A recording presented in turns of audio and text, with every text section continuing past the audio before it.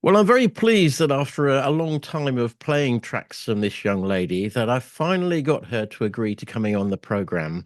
A lady who we've featured several of her brand new releases, a very emerging artist from the Nantwich area, and I'm hoping that she's going to be telling us about a new single that's out today. So I introduce to you June Holland.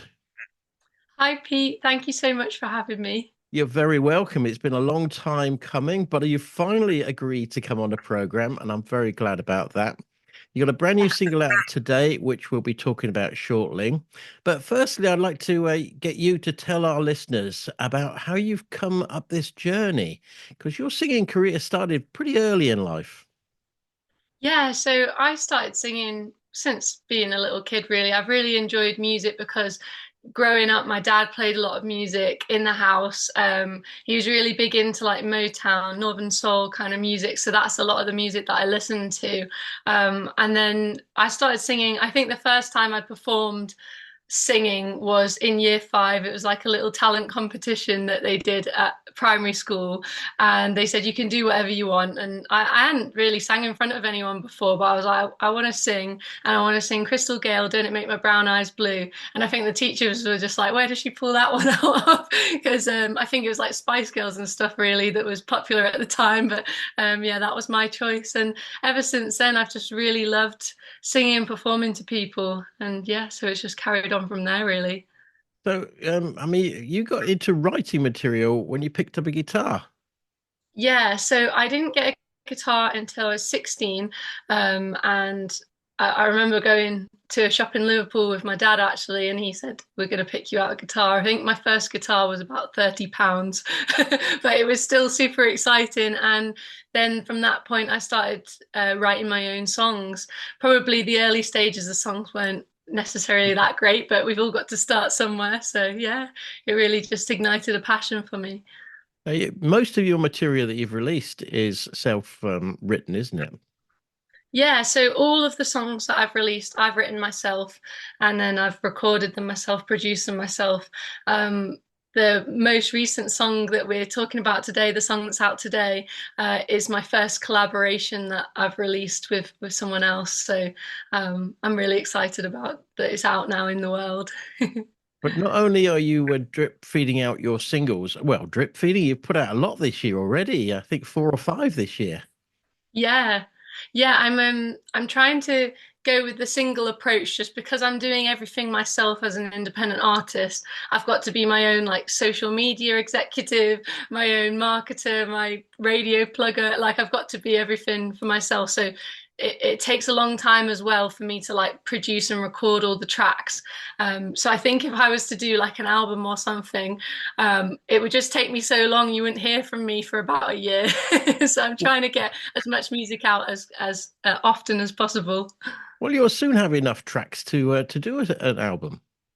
Yes, I can just collect them all and put them Yeah, in one. yeah. That's probably the most efficient way for you to be doing it in your first album, and then you want to get signed. Yes, keep my fingers crossed. Now, you've not just been releasing the singles; you've been getting out and meeting your audience.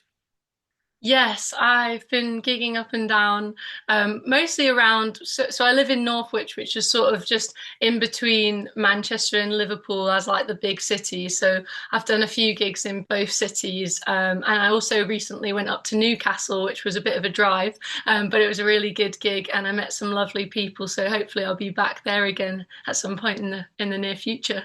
Yeah, the Northeast is very welcoming of musicians, really, really is. As is Cumbria. So we're always promoting local talent around here, Yeah. and my program features up and coming artists like yourself. And I've been fortunate enough to manage to squeeze your tracks so far into the program. And today we're going to be featuring your new one. Now, your gigs haven't just been in clubs and things, so you've actually done a couple of festivals. Yes, so my biggest gig today, I would say, was just the May just gone.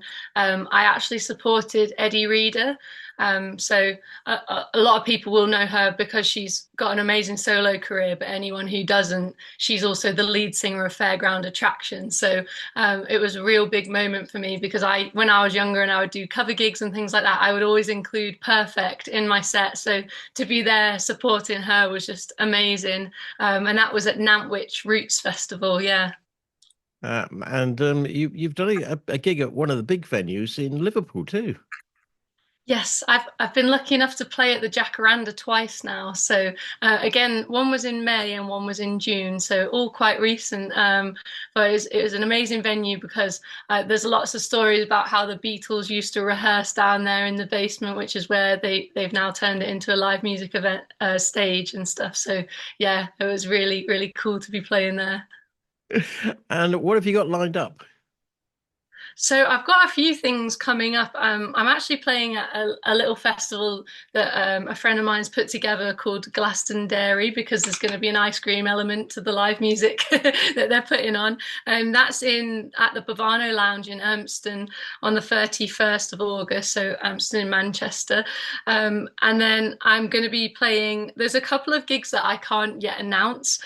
So what I Oh, would go suggest. on, go on.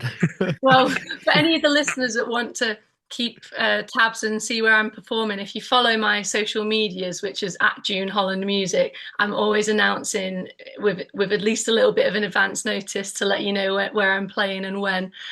So yeah, I can't give anything away too much, but I've definitely got some stuff through July and August and some stuff hopefully at the end of the year as well, November, December time. And I'm just going to continue to hopefully keep getting gigs booked in and coming to perform up and down the country.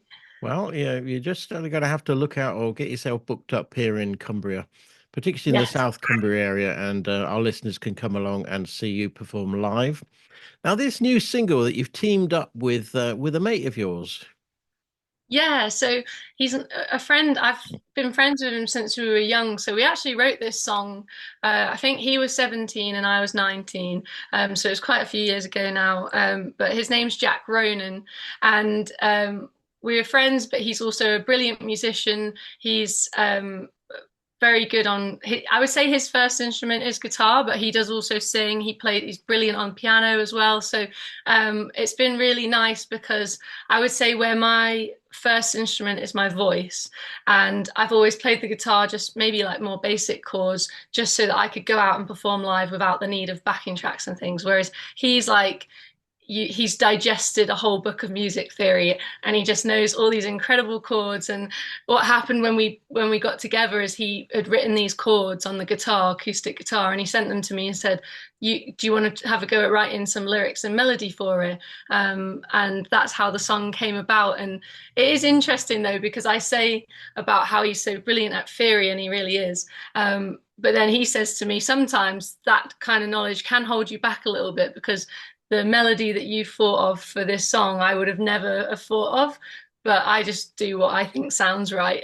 But it's interesting because we've got hopefully two good halves. One half of someone who's just going to go for it because they don't necessarily know all the ins and outs and the rules, and someone who has got all that knowledge who can be like, oh, these are great chords and this resolves really nice into this. So hopefully we make a good team together. Sounds promising. So, what's the story behind this new single then? How did you get to the lyrics for it? So it was really inspired at the time. I think there was a lot of people in my life that were moaning quite a bit, and the idea of the song is to sort of appreciate what you've got and also don't give up because a lot of people sort of go through life and then they get setbacks and they think, oh, what's the point anymore? But the key message in this song is you never know what's just around the corner. So that's really why I wrote it. But I think now it almost means more. All these years later, I've gone through a period of my life where I was struggling quite a bit. And it's before I decided to quit my job and go for music full time. But now I've sort of come out the other side of it. And I like to say I am happy now, which is sort of the whole encompasses the whole song. So it's gone full circle. Okay, I'm going to allow you to introduce that track now. Yeah, so this is June Holland and Jack Ronan with Happy Now. Thanks ever so much for coming on CandoFM. It's been an absolute pleasure, and I'm hoping you'll keep us in touch with your other singles. And I'm hoping that we'll get you back on it someday in the future. Brilliant. Thank you so much for having me, Pete. It's been an absolute pleasure, and I'll definitely keep you posted on any upcoming Cumbria gigs as well. I'll That'll have be to get really, that'll be really, really good. I'm